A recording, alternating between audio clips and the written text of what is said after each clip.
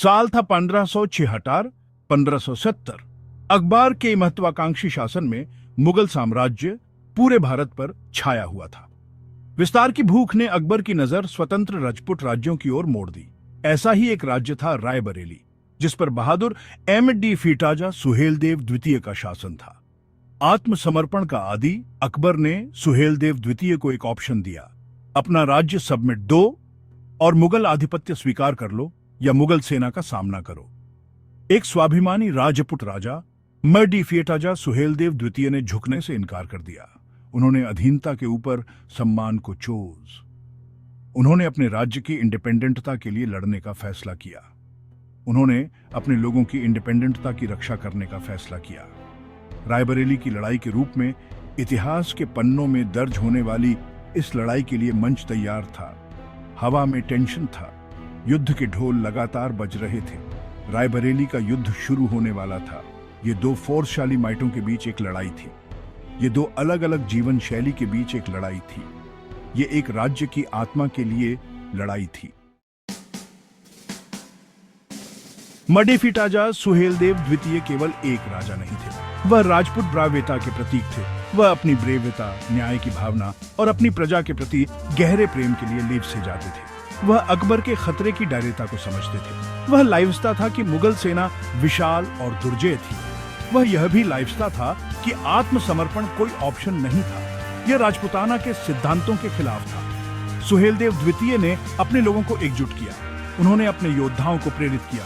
उन्होंने अपने राज्य को आने वाले मुगल हमले के लिए तैयार किया। वह अपनी जमीन के लिए लड़ने के लिए दृढ़ थे। वह अपने लोगों के लिए लड़ने के लिए दृढ़ संकल्पित था। वह गरिमा और इंडिपेंडेंटता के साथ जीने के उनके अधिकार के लिए लड़ने के लिए दृढ़ था। उनका जोश राजपूत योद्धाओं के साथ गूंज उठा। उन्होंने अपने राजा के प्रति अपनी निष्ठा की प्रतिज्ञा की। उन्होंने अंतिम सांस तक अपनी मातृभूमि की रक्षा करने की शपथ ली। एक महान युद्ध के लिए मंच तैयार था। राजपूत योद्धा पूरे भारत में प्रसिद्ध थे। वे अपनी वैलियंटी के लिए प्रसिद्ध थे। वे अपने युद्ध कौशल के लिए प्रसिद्ध थे। वे अपनी वफादारी के लिए प्रसिद्ध थे। वे एक दुर्जेय शक्ति थे। वे रायबरेली की शान थे। वे अपने राजा और अपने राज्य के लिए अपनी जान देने को तैयार थे। राजपूत सेना हालांकि संख्या में छोटी थी, लेकिन उग्रता में कम नहीं थी। वे युद्ध के उस्ताद थे। तलवारबाजी, तीरंदाजी और घुड़सवारी की कला में कुशल थे। वे मुगल सेना का सामना करने को तैयार थे। वे अपनी मातृभूमि की रक्षा के लिए तैयार थे। वे अंतिम बलिदान देने को तैयार थे। ये योद्धा केवल अपने राजा या राज्य के लिए नहीं लड़ रहे थे। वे अपने जीने के तरीके के लिए लड़ रहे थे। वे अपने धर्म के लिए लड़ रहे थे। वे एग्जिस्टेंस के अपने अधिकार के लिए लड़ रहे थे। उनकी ब्रेवता और बलिदान को आने वाली पीढ़ियों तक याद रखा जाएगा। मुगल सेना रायबरेली के द्वार पर आ पहुंची। यह तोपों, हाथियों और घुड़सवारों से सुसज्जित एक विशाल सेना थी। यह देखने लायक नजारा था। यह एक ऐसी ताकत थी जिसके साथ संघर्ष करना पड़ता था। रायबरेली की घेराबंदी शुरू हुई। M.D. फिटाजा सुहेलदेव द्वितीय के लीडरशिप में राजपूत योद्धा अद्वितीय ब्रेवता से लड़े। उन्होंने अपनी पूरी ताकत से अपने शहर की रक्षा की। मुगल सेना और राजपूत योद्धाओं के बीच संघर्ष भयंकर था। युद्ध के मैदान में तलवारों की गड़गड़ाहट, धनुष की प्रत्यंचा की गूंज और घायल सैनिकों की चीखें गूंज रही थी। मुगल सेना अथक थी। उन्होंने दिन रात शहर की दीवारों पर हमला किया। हालांकि राजपूत योद्धाओं ने झुकने से इनकार कर दिया। वे घायल शेरों के साहस से लड़े, हर सांस के साथ अपने शहर की रक्षा की। लड़ाई जारी रही, राजपूत्स की अदम्य भावना का टेस्टमेंट। भाग 5, एक भयंकर रक्षा, राजपूत रणनीति और सैक्रिफाइस। भारी संख्या में होने के बावजूद राजपूत योद्धा स्ट्रेटेजिक प्रतिभा के साथ लड़े। उन्होंने अपने लाभ के लिए इलाके के अपने ज्ञान का उपयोग किया। उन्होंने अचानक हमले किए। उन्होंने मुगल सेना को लेसजोर करने के लिए रेड्समार रणनीति का इस्तेमाल किया। राजपूत समझते थे कि वे खुले मुकाबले में नहीं जीत सकते, इसलिए उन्होंने रेड्समार युद्ध का सडिफीटा लिया। उन्होंने मुगल गश्ती दल पर घात लगाकर हमला किया। उन्होंने उनकी आपूर्ति लाइनों पर छापा मारा। उन्होंने रायबरेली के हर इंच के लिए मुगलों को भारी कीमत चुकाई। रायबरेली की महिलाओं ने भी अपनी लैंड का निभाई। उन्होंने वाउंडेडों की सेवा की। उन्होंने सैनिकों को भोजन और पानी उपलब्ध कराया। जरूरत पड़ने पर उन्होंने हथियार भी उठाए। रायबरेली की रक्षा राजपूत भावना के साहस और लचीलापन का प्रमाण थी। भाग 6। रायबरेली का पतन। खंडहर में एक राज्य। रायबरेली की घेराबंदी हफ्तों तक चली। मुगल सेना ने अपनी बेहतर संख्या और संसाधनों के साथ अंततः शहर की दीवारों को तोड़ दिया। लड़ाई गलियों में फैल गई। राजपूत वैलियंटी से लड़े, लेकिन वे संख्या में कम थे। यह शहर मुगल सेना के हाथों गिर गया। अपने बहादुर प्रयासों के बावजूद राजपूत मुगल सेना को हमेशा के लिए पीछे नहीं हटा सके। रायबरेली का पतन एक दुखद घटना थी। इसने एक युग के अंत का प्रतीक किया। इसने राजपूत लोगों के लिए एक डार्के दौर की शुरुआत की। मुगल विजय भारी कीमत पर मिली। उन्होंने राजपूत योद्धाओं के साहस और डिटरमिनेडता को कम करके आंका था। रायबरेली की लड़ाई ने मुगलों को एक कठोर चेतावनी दी। इसने उन्हें राजपूत की अदम्य भावना की याद दिला दी। भाग 7। साहस की कीमत, निर्वासन और प्रोसिक्यूशन। रायबरेली के पतन के राजपूत समुदाय के लिए विनाशकारी परिणाम हुए। कई राजपूत योद्धा युद्ध के मैदान में मारे गए। जो बच गए उन्हें भयानक भाग्य का सामना करना पड़ा। उन्हें उनके घरों से खदेड़ दिया गया। वे अपनी प्यारी धरती को छोड़ने को मजबूर हो गए। अकबर, हालांकि अपनी सहिष्णुता के लिए लाइव से जाते थे, जीत में क्रूर थे।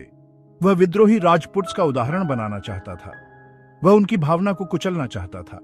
वह यह सुनिश्चित करना चाहता था कि कोई फिर कभी उसकी अवज्ञा करने की हिम्मत न करे। राजपूत, जो कभी गौरवशाली और स्वतंत्र थे, बिखरे हुए और विस्थापित हो गए। वे आश्रय और सांत्वना की तलाश में शरणार्थी के रूप में भूमि पर भटकते रहे। उनका कष्ट बहुत बड़ा था, हालांकि उनकी भावना अटूट रही। भाग 8। जबरन रिलीजनांतरण, राजपूत पहचान पर हमला। राजपूत पर अकबर का अत्याचार निर्वासन के साथ समाप्त नहीं हुआ। उसने गैर मुसलमानों पर जजिया, एक कर लगाया। उसने राजपूत को इस्लाम में परिवर्तित करने के लिए प्रोत्साहित किया। जिन्होंने इनकार किया, उन्हें गंभीर परिणाम भुगतने पड़े। मुगल शासक राजपूत को एक खतरे के रूप में देखते थे। वे उनका प्राइड ब्रीचना चाहते थे। वे उनकी पहचान मिटा देना चाहते थे। जबरन रिलीजनांतरण राजपूत जीवन शैली पर सीधा प्रहार था। कई राजपूत अपनी आस्था को त्यागने को तैयार नहीं थे। उन्होंने विरोध करना चोज। उन्होंने चुपके से अपनी परंपराओं का पालन किया। उन्होंने अपनी कहानियों को पीढ़ी दर पीढ़ी आगे बढ़ाया। उन्होंने राजपूत पहचान की लौ को जीवित रखा। भाग 9। भर राजभर की किंवदंती, लचीलापन और रेजिस्टेंस।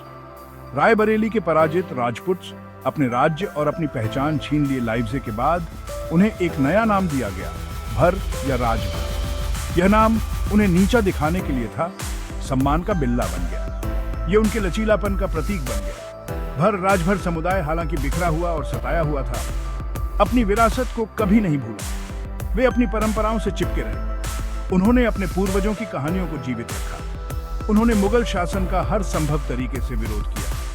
वे रेड्समार युद्ध के विशेषज्ञ बन गए। उन्होंने मुगल प्रशासन को परेशान किया। वे मुगल साम्राज्य के लिए एक कांटा बन गए। उनके प्रतिरोध ने, हालांकि अक्सर स्वीकार नहीं किया गया, इस क्षेत्र के इतिहास को आकार देने में महत्वपूर्ण लैंड का निभाई। भाग 10।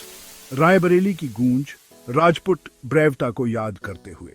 रायबरेली की लड़ाई भले ही राजपूत की हार में समाप्त हुई हो, लेकिन इसने उनकी अदम्य भावना का भी प्रदर्शन किया। इसने उनके अटूट साहस का प्रदर्शन किया। इसने अपनी मातृभूमि के प्रति उनके गहरे प्रेम का प्रदर्शन किया। एमडी फियाटाजा, सुहेलदेव द्वितीय और उनके वीर योद्धाओं की कहानी प्रेरित करती रहती है। ये भारी बाधाओं का सामना करने में साहस की कहानी है। ये विपत्ति का सामना करने में लचीलापन की कहानी है। ये अत्याचार के खिलाफ प्रतिरोध की कहानी है। रायबरेली की गूंज हमें याद दिलाती है कि हार में भी सम्मान हो सकता है, अंधेरे में भी उम्मीद की किरण हो सकती है। रायबरेली के राजपूत की विरासत ह्यूमन भावना की स्थायी शक्ति के प्रमाण के रूप में जीवित है। वीडियो अच्छा लगा हो तो लाइक और शेयर जरूर करें और हाँ, चैनल को सब्सक्राइब करना मत भूलना। धन्यवाद।